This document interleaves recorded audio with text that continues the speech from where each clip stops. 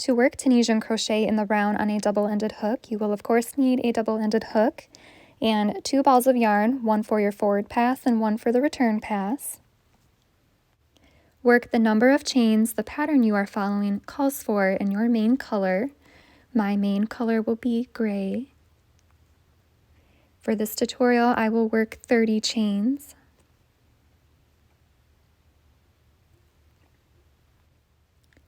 Now run your finger down your chain to make sure your chain is not twisted so we can join it in the round without any twists. And when you get to that last chain, insert your hook into it. And then yarn over and pull through those 2 loops. And now we are joined in the round. Now we need to start pulling up loops in each chain. And I like to go in the back bumps of each chain, but if you prefer to go in the top loop, you may if you prefer. So just keep pulling up loops in each chain until it starts to become difficult to continue pulling up loops because you will not be able to go all the way around.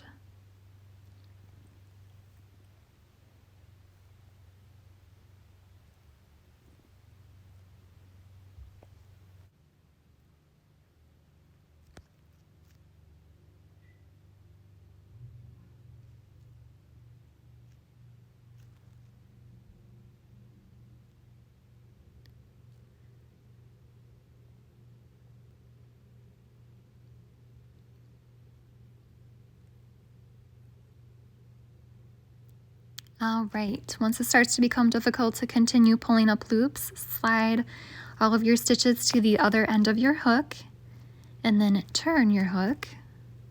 Now we need to add on our second ball of yarn to work the return pass. I will use a contrasting color just for the purpose of the tutorial. So work a slip knot and then put that loop on your hook and pull it taut.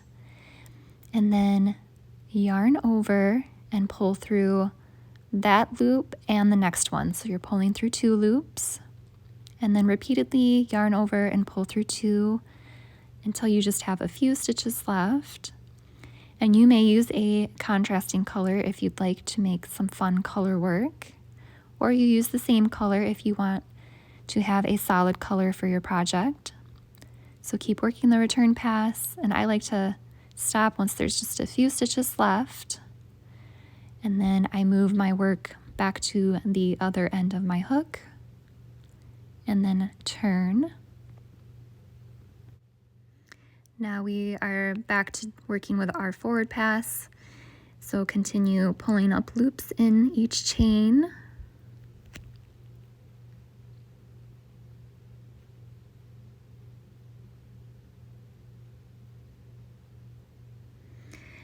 All right, I pulled up all of the loops in my chain, and now I'm ready to work the second row, and that is the first stitch of my next row. So I'm going to work into that stitch and then grab a locking stitch marker so I know that is the first stitch of my round.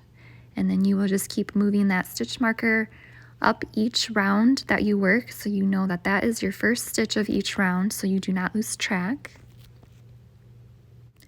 Now I'm ready to slide my stitches and turn to start working some of those stitches off with my return pass.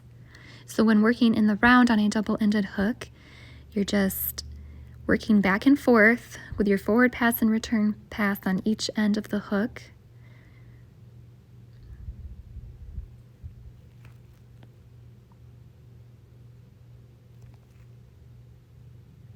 And then once you have a few stitches, then you slide it back to the other end and continue with the forward pass.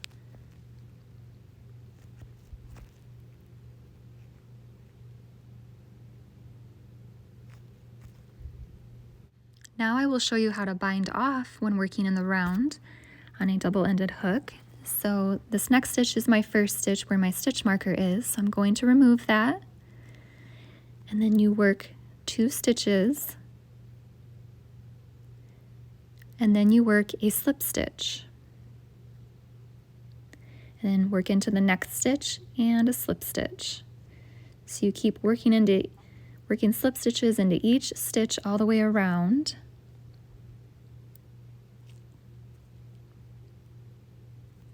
But we still have some loops to work off. So now we will slide to the other end of the hook and turn and repeatedly yarn over and pull through 2 to work the last of our loops off.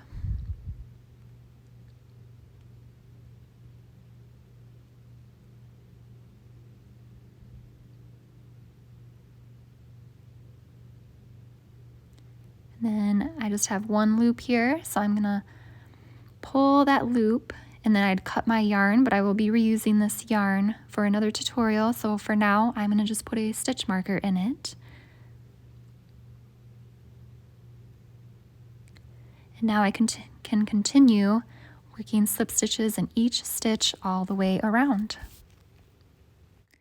Once I work into my last stitch, then I will show you a little trick.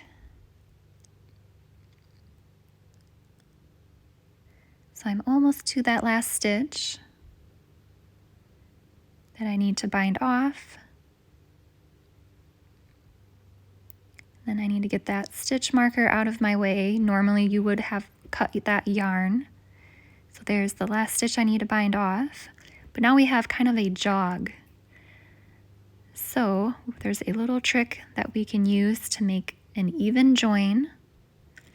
So you would cut your yarn here, but since I will be reusing this yarn, I'm just going to pull a long tail and then thread that onto my darning needle.